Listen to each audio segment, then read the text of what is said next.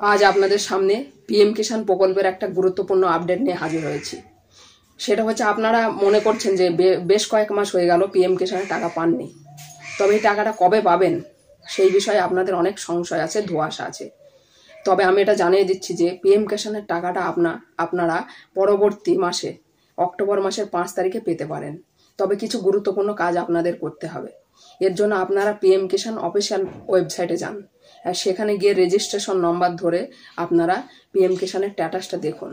আর যদি আপনারা registration number বার করতে না পারেন, তাহলে ওপরে দেখবেন যে নো ইয়োর রেজিস্ট্রেশন নম্বর, সেটা মারবেন।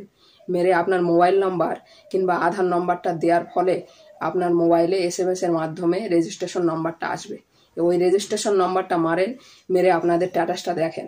স্ট্যাটাসে যদি আপনাদের FTO প্রসেস যদি ইয়েস থাকে, তাহলে অবশ্যই আপনারা পরবর্তী টাকাটা পাবেন। আর যদি নো থাকে, তাহলে আপনারা পরবর্তী টাকাটা পাবেন না। এর জন্য আপনাদের একটা আপডেট করতে হবে। সেটা কি, যে আপনাদের নথিপত্র দিয়ে আসতে হবে কৃষি আধিকর্তাকরণে। আর যেখানে না দিয়ে আসলে আপনারা পরবর্তী কিস্তির টাকাটা পাবেন না। যদি আপনাদের FTO প্রসেস নো থাকে, তবে এই ক্ষেত্রে কাজটি করতে হবে।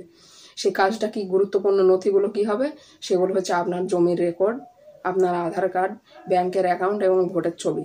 এগুলো নিয়ে আপনাকে কৃষি আধিকর্তার অফিসে যোগাযোগ করতে হবে। যদি আপনাদের FTO প্রসেস নো হয়ে থাকে, সেগুলো দিয়ে আসলে তবেই আপনারা পরবর্তী কিস্তির টাকা পাবেন। তবে এগুলো সকলকে করতে হচ্ছে না, কিছু কিছু ক্ষেত্রে কিছু কিছু লোকের আপডেট করতে হচ্ছে। সেই আপডেটগুলো আপনাকে করে আসতে হবে। সেখানে হয়তো আপনারা একটা ছবি তুলে নেবে এবং প্রয়োজনীয় কাগজপত্রগুলো নিয়ে নেবে। তারপরে দেখবেন আপনাদের FTO প্রসেসটা ইয়েস হয়ে গেছে। এই FTO প্রসেস ইয়েস না থাকলে আপনারা টাকা কিন্তু কোনো মতেই পাবেন না। আবার হয়তো যারা অনেক বছর থেকে, হয়তো 2 বছর থেকে KYC করেননি, এরকম KYC জনিত সমস্যা আছে, আর সেগুলোর জন্য আপনাদের KYC করতে হবে, না হলে আপনারা টাকাটা পাবেন না। এই টাকাটা হয়তো সাধারণ মানুষের ভালো উপকারে আসে। এর জন্য আমি এই বিষয়টি আপনাদের জানিয়ে দিলাম। এগুলো আপনারা দেখবেন আপনাদের স্ট্যাটাসে। আর যদি কোনো সমস্যা থাকে, তবে আপনারা কৃষি আধিকর্তার অফিসে যোগাযোগ করতে পারেন এবং আপনাদের যে সমস্যাটা সেটা সমাধান করতে পারেন। আবার হয়তো কিছু ব্যক্তির আছে যাদের ব্যাংকিং সমস্যা, হয়তো 3-4টে পিএম কিষাণের পেমেন্ট পাননি, আর সেইগুলো আপনারা আপনাদের অ্যাকাউন্টটা ডিবিটি সিস্টেম করে নেন। ডিবিটি সিস্টেমটা করলে আপনারা একসাথেই 4টে-5টা কিস্তির টাকা পেয়ে যাবেন। এখন সরকারি যেসব প্রকল্প, এগুলো সব ডিবিটির মাধ্যমে দিচ্ছে। আপনার অ্যাকাউন্ট যদি ডিবিটি লিঙ্ক থাকে, তবে আপনারা পেমেন্টটা পাবেন, না হলে পাবেন না। তো যাদের ডিবিটি সংক্রান্ত সমস্যা আছে, তাদেরকে বলবো আপনারা আপনাদের অ্যাকাউন্টে ডিবিটি লিঙ্ক করান, নাহলে নতুন একটি ডিবিটি যুক্ত অ্যাকাউন্ট খুলুন। তাহলে আপনাদের যে বাকি পেমেন্টগুলো আছে সেগুলো সব পেয়ে যাবেন।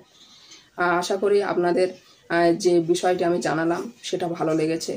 তো আপনাদের সকলকে ধন্যবাদ জানাচ্ছি, এবং আগামী 5ই অক্টোবর আপনারা সম্ভাব্য এইরকম একটি ডেট জানা যাচ্ছে, যেটাতে আপনারা পিএম কিষাণের বর্তমান কিস্তির টাকাটা পাবেন। সকলকে ধন্যবাদ জানিয়ে আমার এই ভিডিওটি শেষ করছি। ভালো থাকবেন এবং সুস্থ থাকবেন।